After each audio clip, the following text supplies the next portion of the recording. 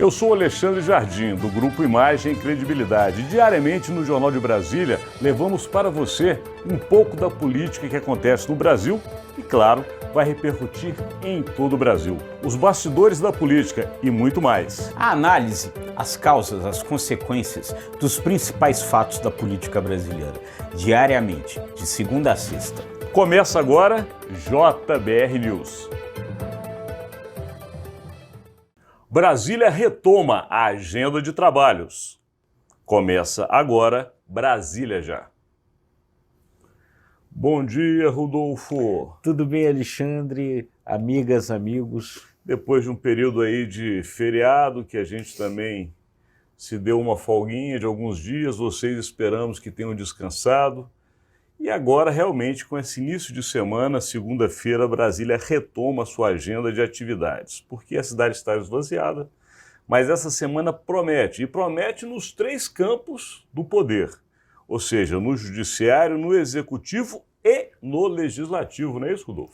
É isso. A gente tem aí questões importantes aí sendo debatidas nos três poderes, né? Depois aí dessa semana esvaziada aí com o feriado, né? Os presidentes da Câmara, do Senado viajando, o presidente Lula ainda se recuperando da cirurgia que fez, essa semana as coisas aí de fato retomam. Vamos falar para quem está do outro lado da agenda prevista para a capital federal. Vou começar pelo Congresso Nacional. Nós temos ainda um dos presidentes da casa, que é o deputado Arthur Lira, em viagens oficiais, convites internacionais, mas já o presidente do Senado, Rodrigo Pacheco, retomando com a pauta que é de interesse de todos, que é a reforma tributária, mas parece que já começa com uma pauta que não vai dar certo, né? Pois é, um pouco na linha do que a gente até já adiantou algumas vezes aqui, de fato, não vai terminar essa semana, que era a previsão inicial. O relator da reforma tributária, o senador Eduardo Braga, já adiou para o dia 7 de novembro a leitura do relatório dele. Por quê? Porque, enfim, como a gente vinha dizendo, ainda tem uma série de coisas aí a serem ajustadas. Ele vai apresentar, ele vai fazer mudanças com relação ao texto da Câmara, isso vai obrigar um retorno do projeto à Câmara, ou seja, a reforma tributária ainda tem um caminho aí para andar.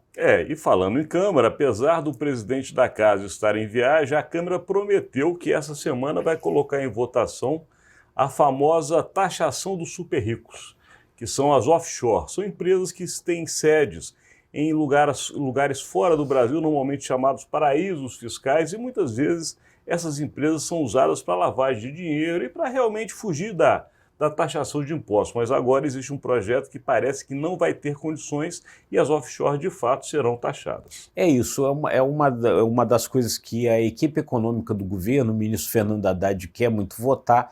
Parece que já está pronto para ser votado, aí é só ver realmente se a Câmara votará mesmo na ausência do presidente Arthur Lira essa semana ou se deixa para a semana que vem, né? E falando em presidente, como você já sabe, já que o Rodolfo Lago lembrou que o presidente da República, Luiz Inácio Lula da Silva, está se recuperando de uma cirurgia, trabalhando diretamente do Palácio da Alvorada.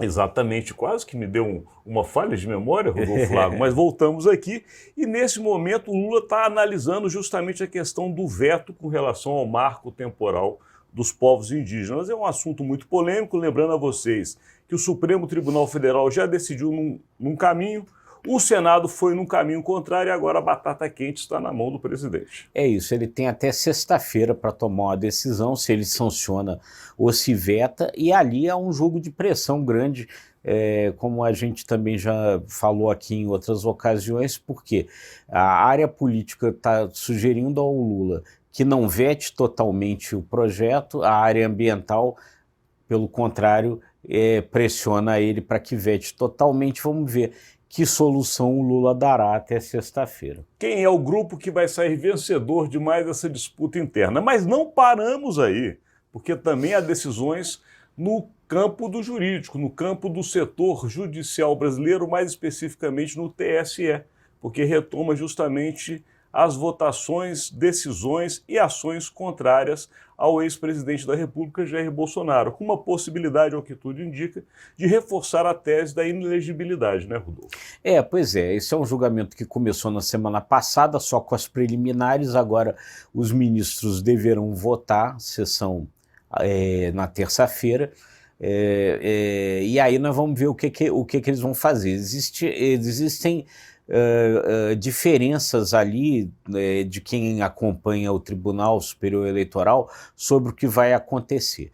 Alguns acham que pode reforçar a inelegibilidade do presidente, há alguns que dizem que, baseado em decisões passadas, de uso dessas dependências dos palácios e tal, pelo Lula, pela Dilma, que houve uma absolvição, isso poderia acontecer agora, e há quem acha que vai ficar no meio termo, que vai haver uma multa em vez de uma nova inelegibilidade. Enfim, vamos acompanhar para ver o que vai acontecer de fato. E nesse encerramento vou trazer aqui uma apuração, conversando neste feriado com um amigo que é um advogado dessa área eleitoral em Brasília. Ele explicou o seguinte, que essa ideia de levar vários processos de inelegibilidade contra o ex-presidente Jair Bolsonaro, na verdade, é uma tentativa de fortalecer a inelegibilidade. Por quê? Porque ainda que haja recurso para 1 ou 2 processos, não vai haver para 3. Portanto, no final, se ele tem uma condenação de inelegibilidade por 3 processos,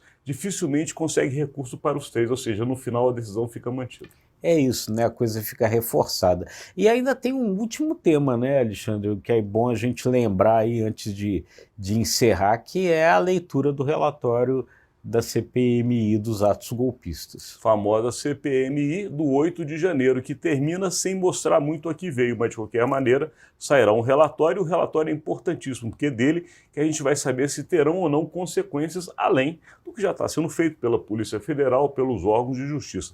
Mas aqui encerramos, a semana começa, mas a gente tem muito assunto para você no decorrer dela. Muito obrigado pela sua audiência. É isso aí, gente. Muita coisa aí para ver essa semana. Se você gostou desse conteúdo, curta, compartilhe e se inscreva nos nossos canais. Obrigado e até amanhã.